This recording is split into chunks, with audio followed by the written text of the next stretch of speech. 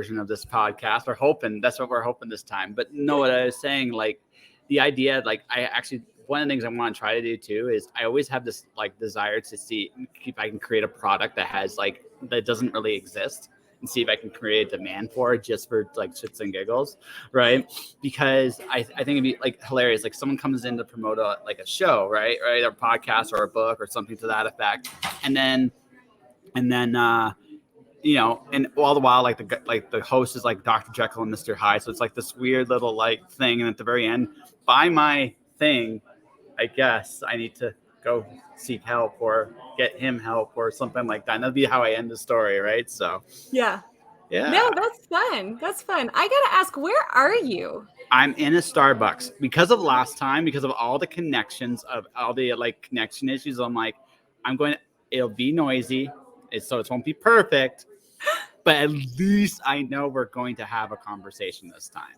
Yeah, no, good internet. I'm impressed. I don't think I could focus. I would be so distracted. How are you able to like? So when I first did my podcast initially, like it was an audio show, but I would interview guests in bars, cafes all the time.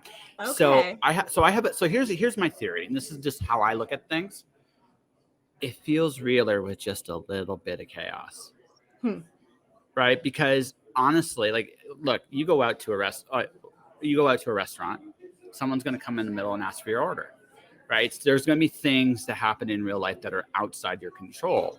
And that's when you know it's absolutely real, right? I mean, in a controlled environment, don't get me wrong, like in a perfect world, I'm going to have like this awesome kick-ass studio. It's going to have like this cheesy ass logo in the background, and and people will get to come in and do their thing. Microphone hanging from the top, and yeah, so I could do like the Black Dynamite gig, or or the microphone just comes into the shot for just for a random reason, because I am that kind of person. But the thing is, what I realized is if I can't do that, anything I do to try to make it fully a professional experience isn't going to quite work. Best I can, but quite work. But if I allow a little bit of chaos, just a little bit of it, right, it suddenly creates a real environment. And also on top of that, it adds a level of authenticity that wouldn't otherwise be there.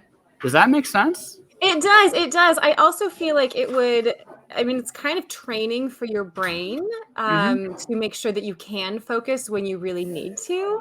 Yeah. I know for me, like, it was one thing to write books when that's all that I had to do all day long was write books. But as soon as kids came into the picture, it was like now my brain is firing on so many different dimensions, and like making sure that they're fed and bathed and they're taken care of, and also try to write 2,000 words today. And it's a very different process when there is chaos around.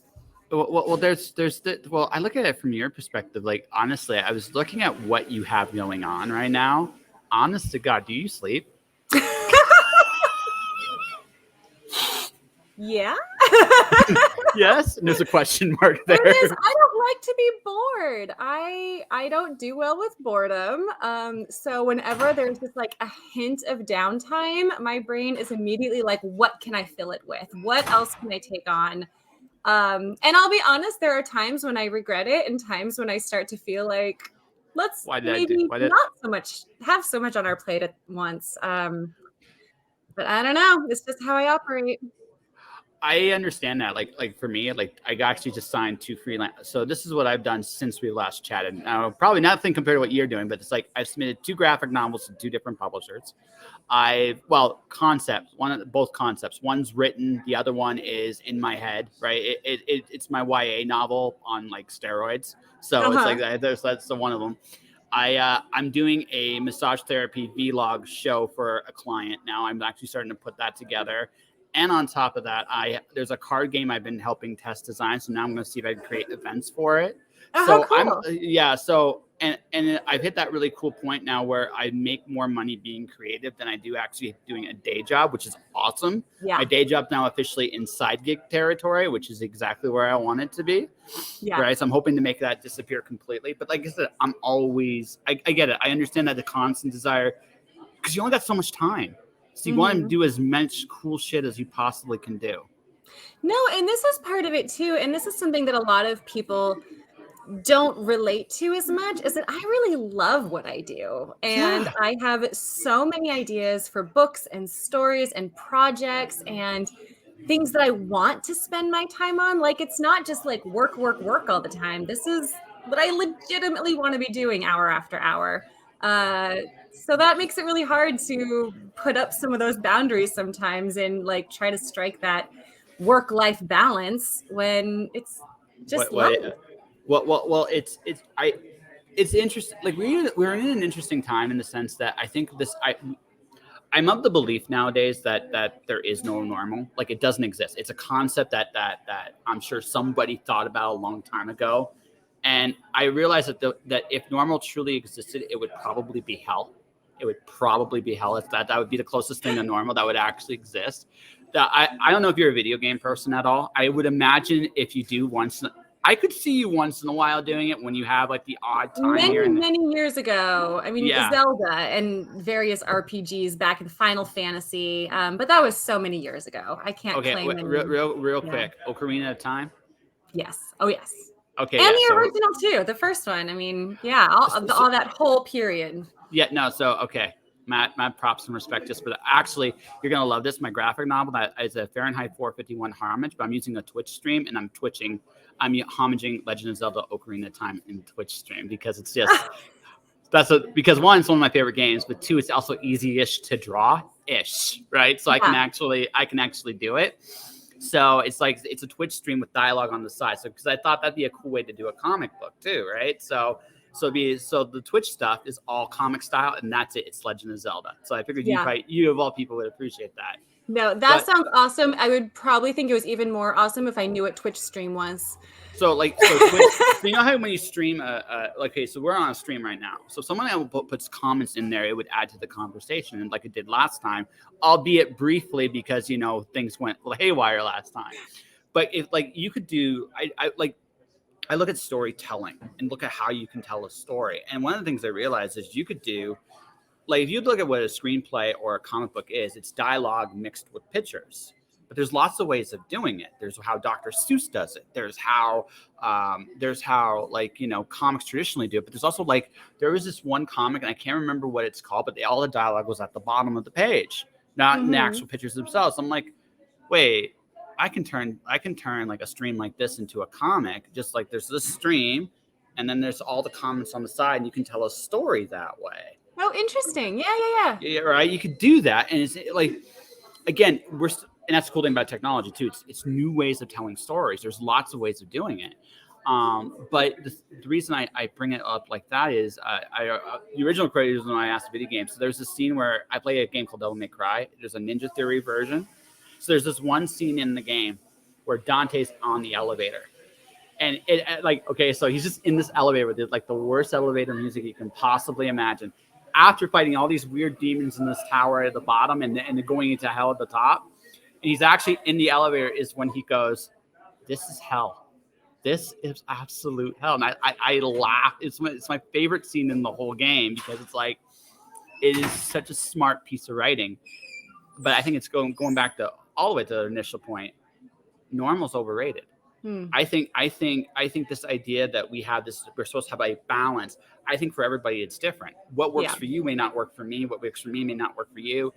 And it doesn't really matter what it looks like on the outside anymore. And I think with the way, I don't know what the next 10 years exactly looks like. I do think we're going to go through a major overhaul and changes.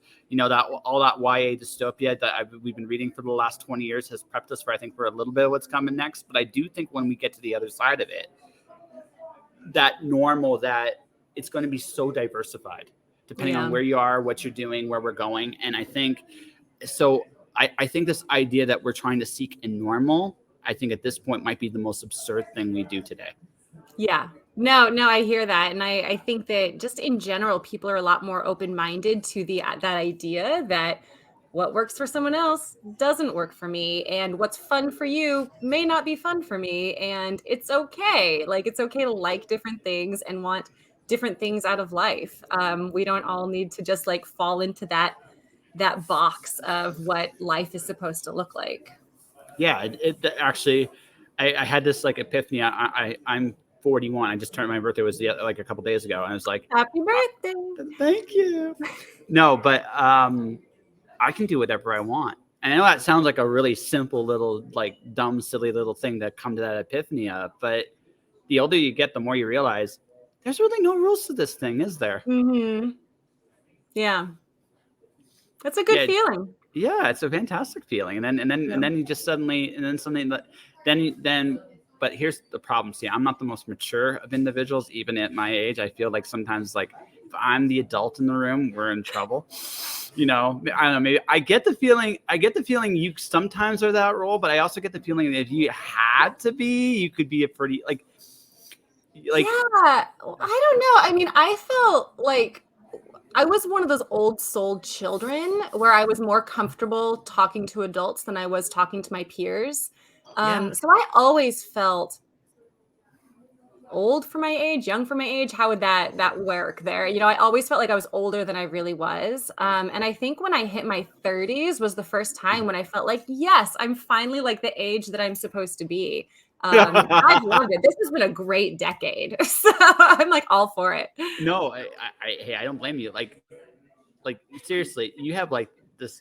I would think one of the coolest jobs ever. I mean, you get to, like, you write, you make stuff up and write it down, and people buy it, and lots of people buy That it. is it, and it is awesome. Yep. Yeah. So I went on a quest to get as much of your stuff as I can, and here's here's how you know an author is really good. When, like, you go to a used bookstore of all things, and they're like, we can't keep your stuff in. That is a compliment for sure. No, it is. It's totally no. So I've been like I'm simplifying my stuff, because my next, where I'm going to do with the show when I break my 1,000th episode, is I'm going to go on the road. I might actually go. Am I cool enough to come meet you somewhere where you're comfortable with and actually do this again? Right. Cool. Right. But it'll be on the road kind of deal. And that's kind of, yeah, like, why not? Right. I'm free to do what I want. Might as well, like the world is a big and magical place, and there's magical people like yourself in it. Why not go? It's not just everybody I've had on the show, I feel the same way about. Like, everybody's magical and everybody's done some amazing things. Why not go to their really, like, I'm looking at your in the back there, like, you got so many books back there, like, just like that's what you do for fun. When you're not writing, you're probably reading. Pretty much. Yep. Yeah. Yep. What are you reading And right hanging now? with my kids, and also traveling. I mean, I love to see the world. I love to meet people. And we just bought ourselves a motorhome. And so, like, my husband and I, we used to go on road trips all the time. And now the kids are finally old enough that we're like, yeah, we think we could stand being in an enclosed space with each other for like a month and not being able to ship them off to the grandparents when we need to.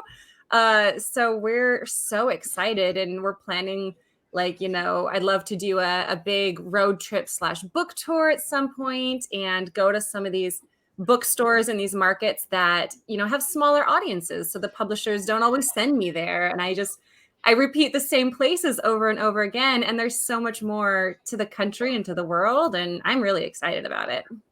I don't know if it still exists, because I haven't been there in a long time, but there's this really cool bookstore in Phoenix called The Poison Pen. You'd have a blast there. I have not been there, but I have heard of it. Yes. Yeah. I some big names have come in there. It's a really cool, like, it's a tiny bookstore, but it's got a really cool vibe to it. It's awesome. You would dig it. I think you would absolutely dig it. So, no, I get it. But also, I mean, if your kids are old enough to, you're not going to get the grandparents' revenge. So when you send the kids to the grandparents, their strategy is they sugar them up and then they give them back to you. Oh yeah. Oh yes, they do. And what are you going to do? Like, you're grateful that they took them for a few hours. So there's that. And also, I mean, grandparents don't have, like, you have to be the authoritarian with your kids because you're the parents, right?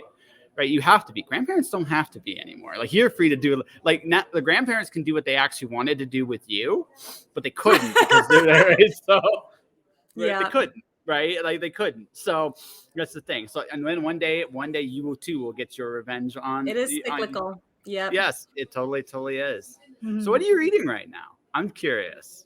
What do you do? Oh, just this morning I started. It's called Reader, I Murdered Him, and it is from the point of view of the little girl in Jane Eyre, who, she was the governess too. And I just started it this morning, so I'm only like 2 chapters in, but so fantastic. I am loving it. All the little references to the original book, and it's like written very dark and creepy and atmospheric, just like the Gothic romances. And I love it. I'm super excited to see where it goes. So, okay, that confirms a theory of mine. That confirms a theory of mine about you. A theory. It was because again, you like doing retellings of your own stuff of classic fairy tales. So it almost doesn't surprise me that you're a fan of retelling of classic stories too. I am. No, I do. I love retellings of fairy tales and classics and mythology and all of it. But I try to read very widely. I mean, I'm a fan of lots of things, whether it's YA or adult or mysteries, thrillers, historical. I mean, I kind of read all over the board anymore. Well, you have to, because I mean, there's all kinds of like little tools that you can use to actually like make your work better. Like YA, if I were like, I love goofy stuff. Like my current read is Spy X Family. I don't know if you've actually ever read the manga or not. It is the silliest thing ever. It's about a secret agent that has to infiltrate this school and needs a wife and kids to do it. But the wife is an assassin. The kid is a telepath, and their dog sees the future. I love it. It's awesome. silly. It's silly as hell. It is one of the silliest things. The only one that kind of knows what's going on is the little girl, because she can read minds, but she's 5. So her putting it all together is kind of like really, really weird. And she can read everybody's minds, right? So sometimes she'll just completely flip depending on what she sees going on in her parents' head. And it's some of the funniest stuff I've ever read in a long time, right? That is so clever. And I love anything spy, James Bond and Mission Impossible, and that whole genre is one of my joys. Have you written anything like that? Not really. I mean, there's hints of heists type plot lines in some of my books, but I have not written a straight up spy novel.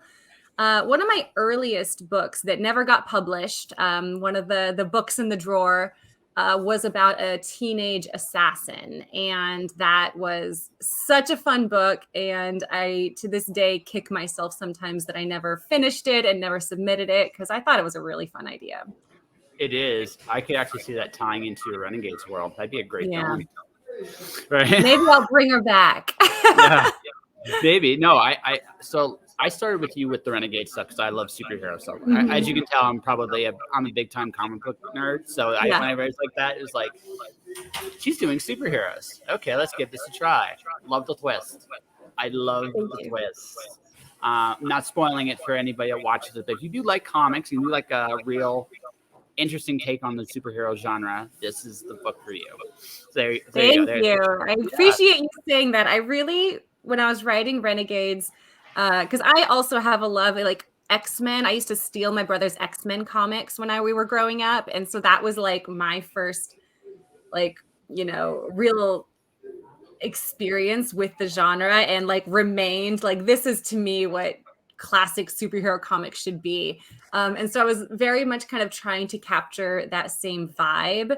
But of course, there's so much material out there, so much content. And with the explosion of movies over the last, 10, 15 years, it's like, okay, well, how do you do the same, but also make it different? And people who are already a fan of the genre, I wanted them to come in and feel like, yes, I feel like I could be reading a comic, or this could be a movie.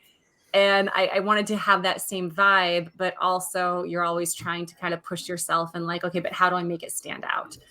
So I appreciate that. Thank you. Well, it reminded me it did remind me a little bit of the X-Men, but it also reminded me of a comic called Teen Titans, the Marv Wolfman, George Perez stuff in particular. That's what it reminded me a little bit. There's a very famous story called the Judas Contract. I don't know if you know it or not. There's a little, there is, again, with the twist you have, it reminded me just a touch of that. So it was like, and don't take that as a compliment, because it's like, I'm picking, like, you picked the X-Men, which honestly, for all the the problem with the X-Men books is just there's too many of them and at once. That's really the only problem with it. As a concept, it's awesome, right? As a concept, it's great. And Teen Titans is one of that run in particular is one of the all-time beloved runs. So I mean, I'm putting you in pretty good. Company there. So like you have a really good, folks. It's a really good series. Yes, I was curious if you were a big comic book, and also because you have a graphic novels, which by the way are hard to find. No, I know. Did you? Things go out of print, I guess. I don't know. They kind of. Right? It was just like, can you get this? And they're like, maybe. It's like it's a shrug, right? So So did you like? I guess I should ask this. Like you're playing in all kinds of sandboxes right now. Mm-hmm. So is it again make you a better storyteller? Is it I'm bored and I want to do cool shit? Is it like I just want to see how far I can go in all these different things? Like what is it? What is it? I love stories, and you just never know what's going to pop into your head and be like, that's a really cool story, or that's a really cool format, or it'd be a really fun challenge to try this new thing.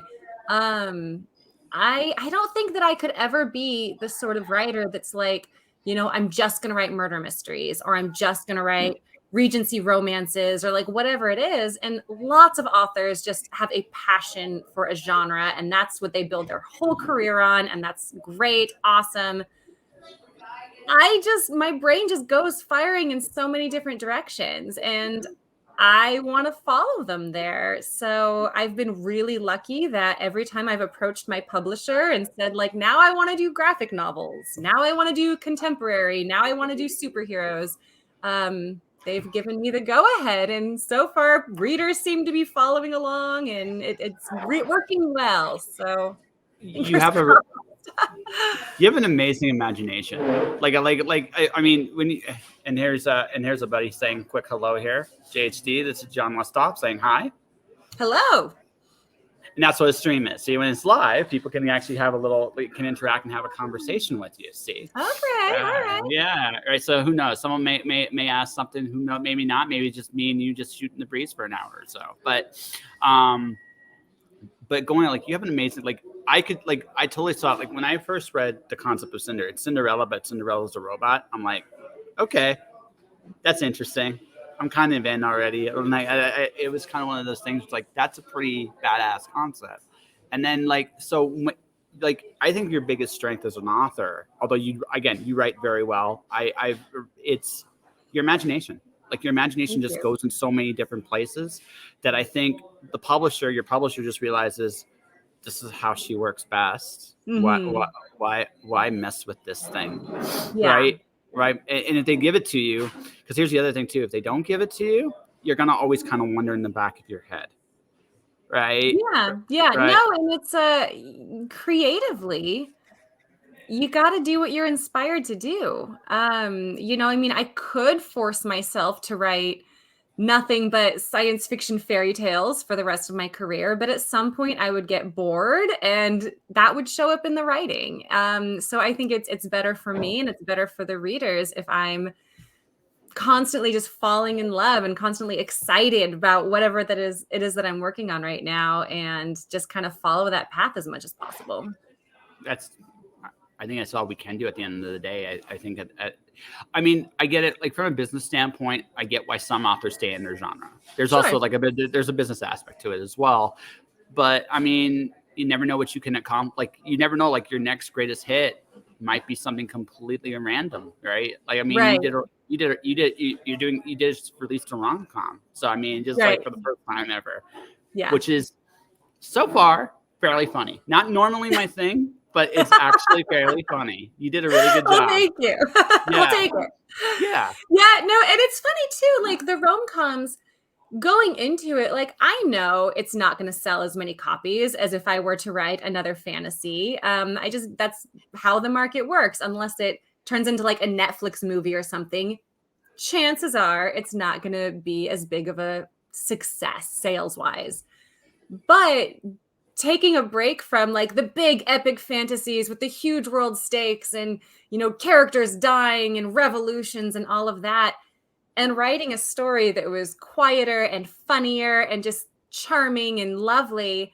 It really like recharged me. Like I needed to write that book at the time that I wrote it, so that then I could turn around and dive into like the world of Gilded, which is like so dark and gloomy and built on like so much mythology. And I don't think I could have gone from Renegades to Gilded. I needed that kind of palate cleanser, so to speak.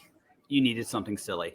Yeah. You needed something just like, you know what, it has to just be fun, and there you go, you had some fun. And I definitely will check out Gilded and the rest of your other.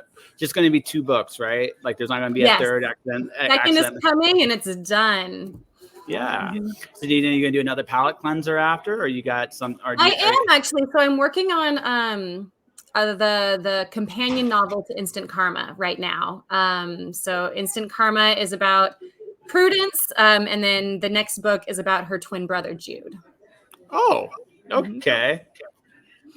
Those two's relationship was hilarious. Thank you. Yeah. You got siblings by any chance? I'm just asking. I have an older brother. Yep. See, I'm the older brother in my family. I have a sister too. So it was funny. Like when I was a kid, she would be the one to get me in trouble. Like she would get me. Like I once upon a time, I know anyone listening to this show will find it hard to believe I was a quiet kid. I was a quiet kid, but so what she would do is she'd goad me. I'd hit her. I feel really bad, and I try to get her to like do something to me, and then she still would tell on me anyway. I was just who she was, and that's what sisters do. And it just was one of those things.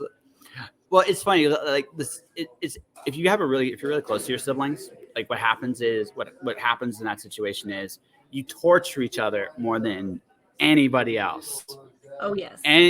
But anybody else tries to get in the middle of that, both of you are ready to stand up for each other, and you will literally murder the person that tries to hurt them. So it's just like it's a very interesting dichotomy. It truly is a bizarre relationship. How many years between you two? 15 months. Okay, so very close. Yeah, my brother is almost exactly 2 years older. So it's in the range. Yeah. It's in the range. Yeah. You're in there because here's the other thing too. Like you would try to keep up to him. You would get to some things faster than he did because he came first and had to figure it out on his own. And you just like watched him. It's like, I can do it better. And you did. Yeah, no, it is funny. My brother and I, we're such different people. Like completely could not be any more opposite personality wise. But it is what you're saying about siblings. It's so weird, such a weird relationship that like nobody in this world can push my buttons like my brother can. Like nobody can make me as angry as my brother can. But I have also never craved like affection and acceptance from anybody as much as I want it from my brother. Like it's such a totally bizarre relationship. I had this like epiphany when I fell in love the first time what the nature of love was, and I realized it wasn't the good stuff. I mean, the good stuff's great. It's all the other like things that come with it, like the fact that yes, he can make you angrier than anybody else, and there's probably a bit of like perverse pleasure in making you that angry, and vice versa. You probably drive him crazy. Like you probably know his buttons too, and you know. And you'll just press every once in a while. You'll just press it just because you know you can. But it's also because you trust each other. It's a weird thing. The weird thing about it is you trust each other enough that you can do that to each other. And there's just like this subconscious desire to realize that I love you enough that I can be completely myself with you. And that is a gift. Yeah. Right? And someone who has seen you grow up and like literally knows all of the secrets and all of the backstory and the struggles that you both went through. And, there's no relationship quite like it.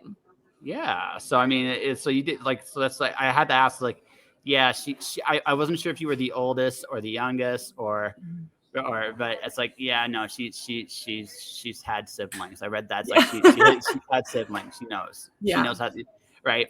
And it's the other, like, again, it's the other thing too. It's like nobody will mess with your brother. If you're there, nobody messes with him, and vice versa. If he's there, no one messes he with was you. always very protective. Very. Yeah.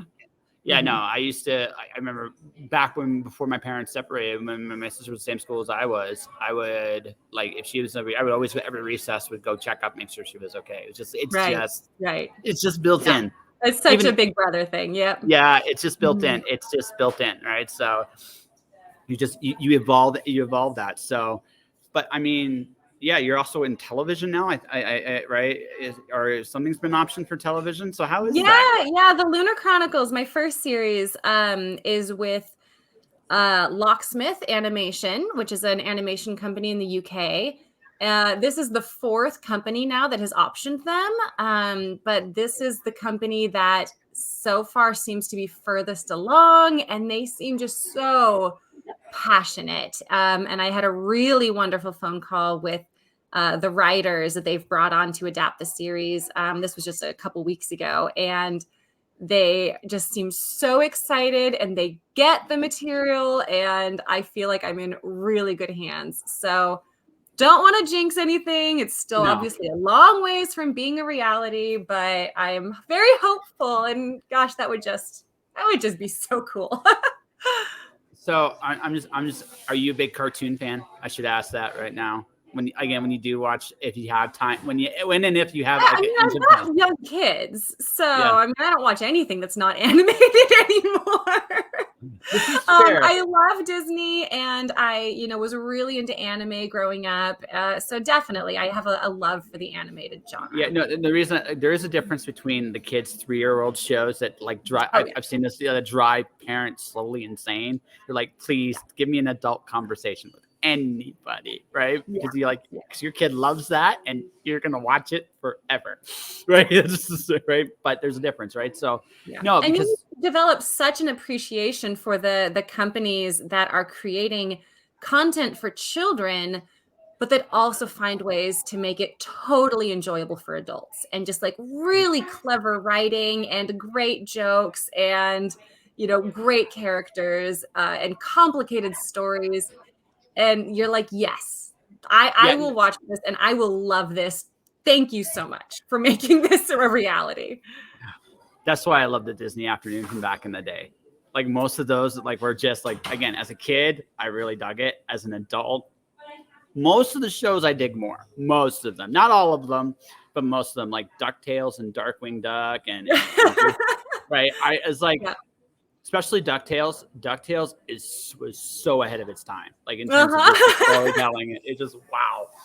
All right, so it's just like you were really adult. I think some of the best life lessons, like my favorite episode, that was how Scrooge got his #1 dime. That is actually some of the best life advice I've ever heard. It came from that cartoon. I don't know if you ever. It's true. Work smarter, not to just like leave their imprint on you, Yeah, no, it was, again, when I watched as a kid, it was one thing. As an adult, it's like, this is way better as an adult. Yeah. Holy shit, right? This is like speaking to me. It's like, work smarter, not harder. Yeah. It's so funny. There was, this Disney movie that came out, Turning Red. I don't know if you've seen that one. I haven't. And I mean, the whole movie is basically a metaphor for a girl getting her period for the first time. But it's a kids movie. It's on Disney Plus. It's an animated movie. And we watched it with the girls here when it first came out. My girls are 7. And I'm just watching it. I'm thinking, this is such a completely different movie to me than it is to them. Like, this is the sort of movie that you watch it every couple of years and it will be a totally different movie, and a way that was like brilliant, that my 7-year-olds could be like, wow, it's so funny. It's about a girl turning into a red panda. And to me, I'm like, that's not what it's about at all. But I'm glad you're enjoying it. Don't, like, that's the other thing. Like, you don't want to ruin the answer. It's like, nope, that's not what it's about. But I'm gonna let you have that right now. Yeah, exactly. I'm gonna let you have that because I'm not having that conversation. Yeah, we'll come back to this later. Like, 4 years, we'll have that talk, and then we'll watch this movie again. And you're like, oh my god! And then she's gonna have the same epiphany you did, and you're like, yes, I know. Yeah, and it is funny. I mean, I wish that I could have watched this movie when I was a teenager, because even then I know how different it would have been to me then versus now. And watching it now, I'm like, that is me and my friends. Like the kids, they're so awkward. They're so obnoxious. And I'm like, I know them. That was me right there. The obnoxious. I could just see, like, I could see you as a kid, like either quiet and shy, or or if she did anything like off the rails, she kind of would just hide behind her. Like if somebody's like, "Who, me? I didn't do that thing." I could just see. I I could was, kind of. yeah, I mean, I was a shy and awkward. I mean, I was an awkward kid. I was into like nerdy things. But I had such a big imagination and I was really good at faking it and like pretending that like I was into drama. And so that gave me such a confidence boost and so much self-esteem that like, okay, if I have to get up and talk in front of the class, well, I'm going to put on a persona and I'm going to turn myself into a character and I'm going to rock this presentation. And so that was great for me because it was like forcing myself to wear different masks and try out different roles that, didn't really feel like me, but over time, like you just kind of start to inhabit that and start to grow more comfortable than in your own skin. So that worked out really well. That was your first writing lesson. Some of your first serious writing lessons, storytelling Oh lessons. yeah, The stories you definitely. told yourself. The stories you told yourself to build yourself up. Wow. So, man, you at 18 would probably just be like, there's like some of the people I interview like that are just, I'm going to go change the world. And then like, yeah, I believe you. I absolutely believe you. That's awesome. That's really, really Yeah, awesome. I did. I had big visions for where I was going. You've done pretty well for yourself. Like, all things considered, you've done really, really well for yourself. I mean, I mean, book wise, really, I mean, in terms of like the accolade side of things, for sure, you've done pretty much. You can't really go much bigger than what you've done. To be honestly. Yeah, I mean, yes, it's funny because of course there's always more. There's always other things to reach for and new goals. But I mean, I feel so lucky that I have been able to write stories that I love and that I just think are really fun. And I just really enjoyed writing them. And to know that, that they've gone out into the world and found readers who appreciate them and connect with them, like that's it. That's the number one goal. That's the dream. And if I can continue to do this for the rest of my life, then I am set. Couldn't be asking for anything more. But I mean, okay, I'm not wishing this on you, but even if somehow, some way you do fall off where you're at in terms of, because again, everybody has a time and there's the ups and there's downs. You still did this. Yeah. I mean, it doesn't, it doesn't really, it doesn't really like it. How do I put this? You still did it. Yeah. And I mean, yeah, you always want to go for something bigger or better or different, right? But yeah, like sometimes when you take that step back and you realize the road you took, like, yeah, like a lot of people will go, you know what? That's a pretty awesome career, even if it's over right now. And again, I'm not wishing that on you, but I'm just saying, yeah, you got nothing to be like. A lot of people would aspire to be you, and honestly, and I am going to push back just to touch on one thing you said. I don't think you're entirely lucky. I think instead you were ready. And the reason I say it like I say it like that for this reason. You did something that's very, very difficult too in this sense. Anyway, I'm not going to say I'm not. I think one success kind of happened by accident. That's not you. You've done many different successes, which means that it's not just luck. I'm sure like right place, right time might have got you, opened the door for you, but you've worked your ass off to keep the door open for you. You've made like not just with Cinder in that world, but also Renegades in that world and Heartless and everything else you've done has reached an audience, and that's a testament to you and your work, your dedication, your effort, like your energy. I think there's a lot of people that would get to where you got to and be like, oh shit, where do I go from here? Right? Mm-hmm. Right. That's a big thing. Imposter syndrome is a very real thing. I'm sure you've struggled. You've had your moments with it where you're like, how did I get here? And then, but you knuckle down and you're still there. And Yeah. that's a big compliment, actually. So, Well, thank you. No, it is, it's both. It's I recognize that I work really hard, and that I have been working hard. I mean, I started writing when I was 12 years old, and like the whole 10,000 hours thing, like I guarantee I'd written for 10,000 hours by the time I was in college, because that's just what I did day in and day out. And so, yes, I studied the craft, and I've, worked really hard on writing books that I hope people will love, and I'm learning about character and, revising and editing. And there is, of course, a ton of work that goes into it. But I also recognize that, like, I was really lucky that I had parents that supported me and Mhm. that let me spend hours and hours of my teenage life down in the den, plugging away at these stories, even though they were like, we have no idea what she's doing down there, but she seems to be happy, so leave her alone. And when I said I wanted to go to college for a writing degree, they supported that. And when I, started dating my husband and I said, oh, there's this thing, National Novel Writing coming up, and National Novel Writing Month coming up, and I'd like to write a novel in a month. And even though we just started dating, he was like, cool, go disappear on me for a month and I will support that. And that when Cinder came out, there was this huge revival of fairy tales, and Once Upon a Time was like one of the number one shows on TV. And I mean, there's just so many little things that you can't plan for.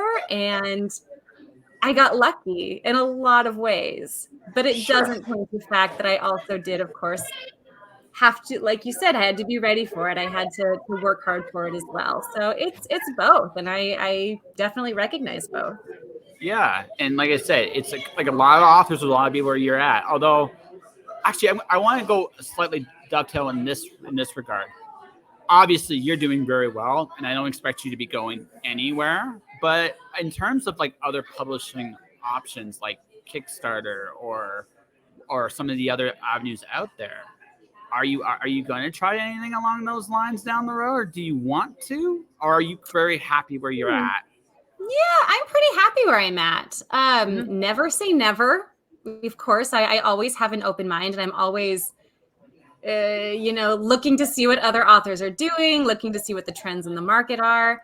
But I've been with the same publisher, same editor from day one, and I love them. They've been so good to me. They just are so supportive, and it's working. So I'm really happy that I get to just focus on writing the best book that I can, and they get to focus on figuring out how to get it out into the world, and that's working so far. Yeah, actually, I'm going to do this. Shout out to some of your team. They are really nice people. They were There. really they're really really nice people. I know one of them's on vacation I had dealt with. So, but Morgan, hi, you were awesome. Thank you for Yeah. making this happen. She is fantastic. The whole Yeah, team, really, it's a wonderful group of people. yeah. Like I said, like I said, yeah, I think it's good to be humble in your art. I've learned this, but also take some credit. Like you busted your ass, and you deserve everything you got. And I hope you get more because, yeah, there are not too many authors that work like you do. All right, so I mean, it's no, that sounds. I know that may sound like a bit of a, but I mean, it takes a certain level of prolific. You have to be prolific. You have to constantly be doing your thing. You have to constantly put yourself out there. You do that, right? And all the different things you do. So I'm just again, it's kudos. It's a massive, Yeah. massive kudos to you. Well, thank So you. And again, kind of back to the start of our conversation, it is what I love to do. What else would yeah, I do? What else would I be doing with my time? I'm So apparently it doing a works out. podcast too. You do a I do podcast hope to do a podcast. too. Yep. So why? So it was just something you wanted to try, kind of see where it goes. Yeah, pretty much. So I don't know. I mean, I'd had the idea for years. And I think part of it came out of my frustration with this kind of stereotype that tends to follow writers around, that like you can't make real art and you can't write meaningful things if it's not coming from like a place of pain and a place of struggle and darkness. And this is kind of just like this stereotype that we've been taught. And we think of writers as like the starving artists and all of this. And most of the writers that I know don't fit into that mold. And I just thought, there's actually a lot of joy that comes with doing what we do. And people, for the most part, if you're a writer and you're spending, vast amounts of your time writing and writing novels and creating stories and characters, it's because part of you loves doing that. Part of you has some passion there. And I thought, we need to change this dialogue. It would be healthy for us all to recognize like you can create good art, you can create good stories from a place of joy. And there's nothing wrong with that. It doesn't make you lesser than somebody who, is writing from, deep emotional pain or trauma. It's just different. It's a different way of approaching storytelling. So that was just something that I'd been kind of thinking about for years and years. And then COVID hit and everything got canceled. And I realized that I wasn't going to be going to festivals and book conferences and writing conferences. And I personally just draw so much energy and inspiration from meeting and talking to other writers. And I realized I am really going to miss that. And so I just thought, well, maybe this is the perfect time to start this podcast and talk to other writers, interview other writers, talk about the craft and publishing and career and all of this, but all through this lens of like, where do we find the joy in writing? And it's been 2.5 years now and it's still going strong. It's been really great. So I think it's because this is my theory. I don't know if maybe you'll agree with this or not. So tension, conflict is the easiest thing to write because everybody understands obstacles. Humor is harder because humor is subjective, right? What I realized with humor, the secret to humor, ironically, I learned this from Peter Parker. Sometimes throw in bad jokes. Just sometimes throw in some bad jokes because humor is a roller coaster, right? So if you have a few good, you don't want to just have A material all the time. You have to have a little A, a little B, some C. You want to make them groan just a little bit so that when they go big and back up, right, you want to. But joy is the hardest thing of all to write. And I realized the reason why, because it's such a fragile thing. Mm-hmm. It's such a fragile thing because, and I say it like that because joy can sound really, really, really cheesy. Like we're talking Hallmark movie cheesy if you let it go to the extreme.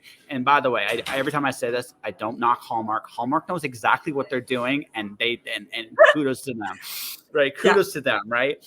But to actually do a genuine moment of joy, to write it and write it well and not make it feel cheesy might be the hardest thing to do in the craft, actually. Mm-hmm.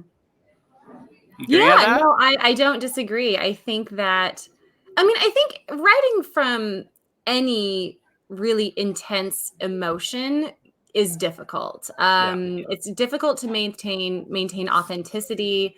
It's difficult to lean into that emotion and try to stir up that emotion in your reader without it coming off as like you're just toying with them or like you're now it's overwrought, now it's melodrama, now it's purple prose, it's really easy to overdo big emotions.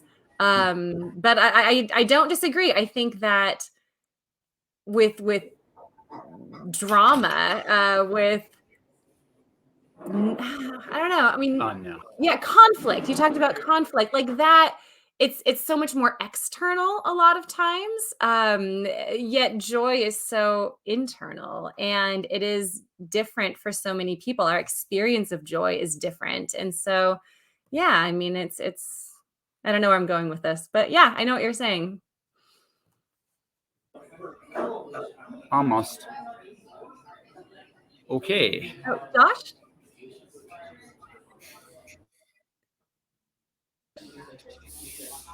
Josh, oh no, not at Starbucks. We're almost there, folks.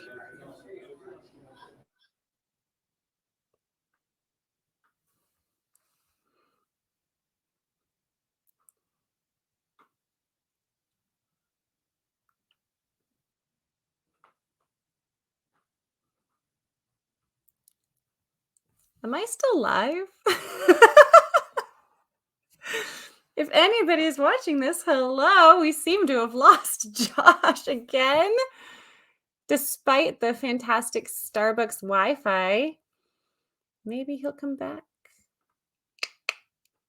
I wonder if I should sign off. I don't really know how this works.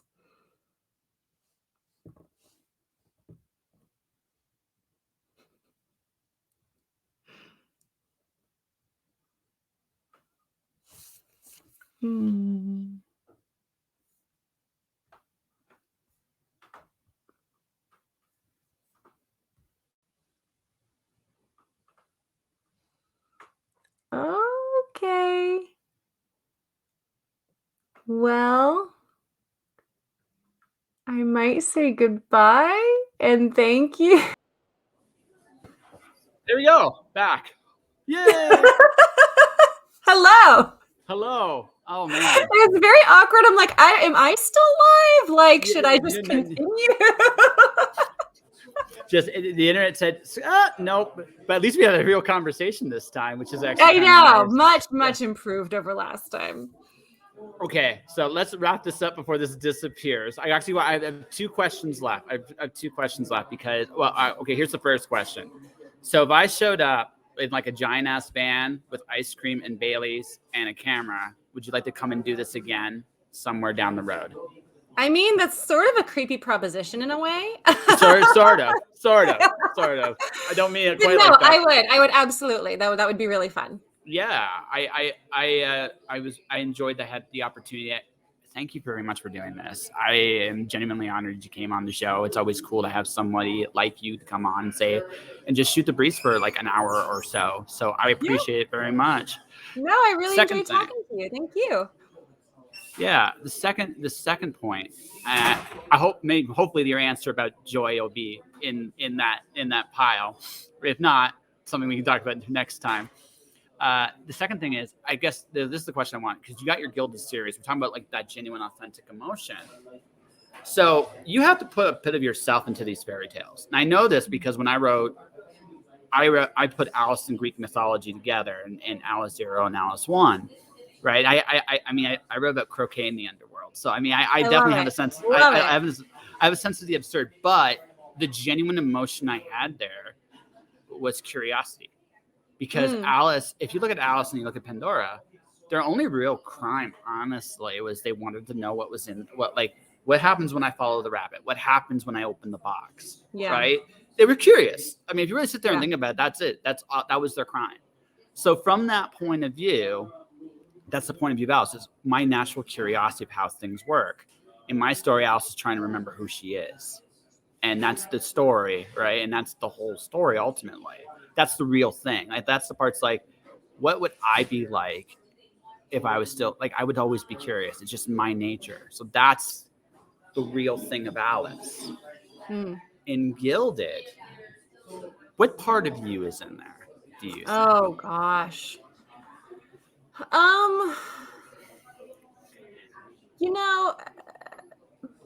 So for people who've read it, the main character is a storyteller, and so that's like the obvious one, the obvious part. I kind of feel that would be a bit of a cheat, though. I think it is a bit of a cheat, and I think the thing that you do put different elements of yourself into every book, and honestly into like every character, even the villains. Like everybody's got a little bit of you.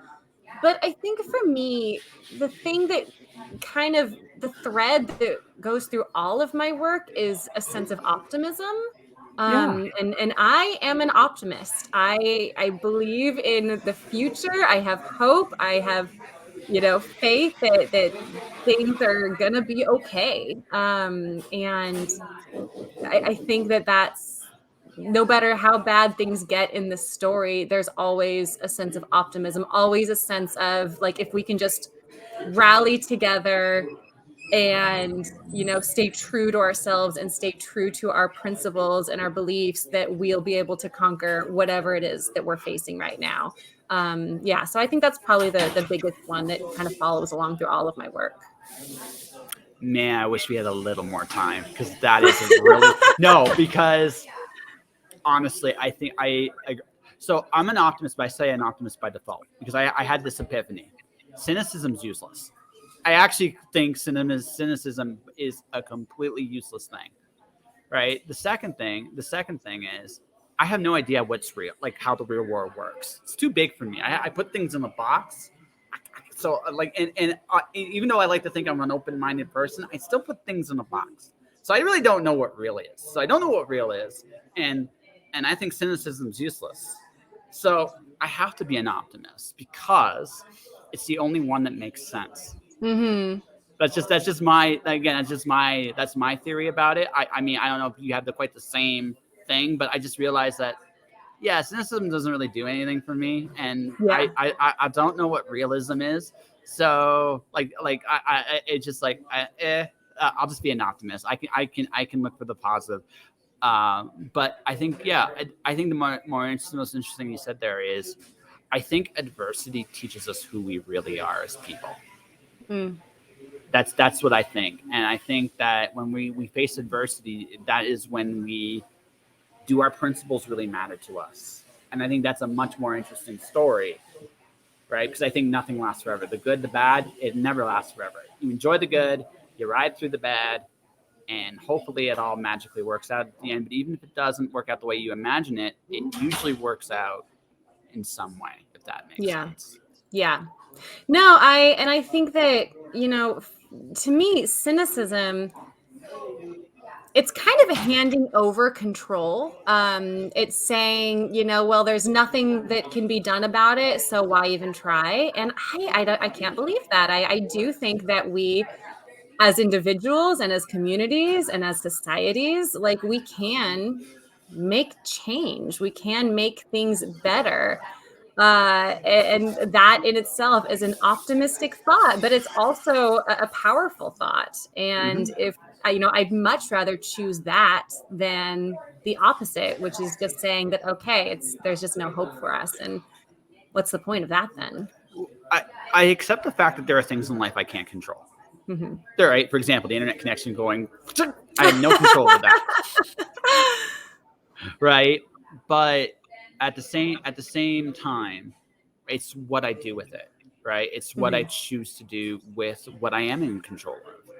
Yeah. And going back way back to the beginning when I had that epiphany, I can do what I want. I don't care what it looks like to anybody else. That means I have the power to change the world. Mm-hmm. That just means I do. Yeah. Now it might be little ways. It could be in big ways. It could be whatever I want it to be, right? If I want to work for it. But I can. Yeah. Yeah. All right. We probably should promote something at this point, because I've thoroughly enjoyed this chat, and I wish it could continue, but you got things to do. I got things to do, and I'm grateful for the time we've had. So Great. what Well, would you thank like? you so much. Thanks for having me. Yeah. So how about this? Okay. You promote your book comes out in November, right? Your next Yes. book. So Yes. why don't we do that? Let's All promote right. that one. Yeah, so the next one, it is Cursed. That's the title, that it is not like literally cursed. And it is the sequel to Gilded. This is a duology, so it completes the series. And this is my very dark retelling of the Rumpelstiltskin fairy tale, largely inspired by Germanic mythology. Yeah, and it comes out on November 8th, and I'm excited about it. And you should be. Congratulations. Thank So you. I guess if people want to find you, how would people find you?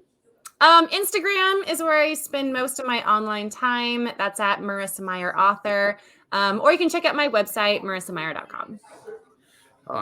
Let's see if I got this again. Trained professional right here, right? Hold on a second. Did I get it? Did I do it?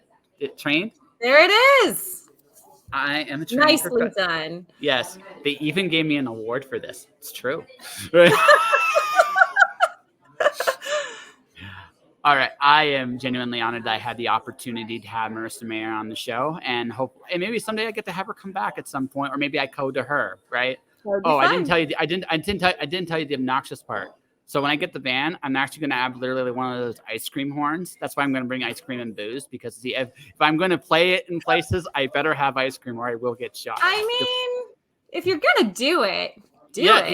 exactly. But anyway, go check her out. Go check out Marissa's books.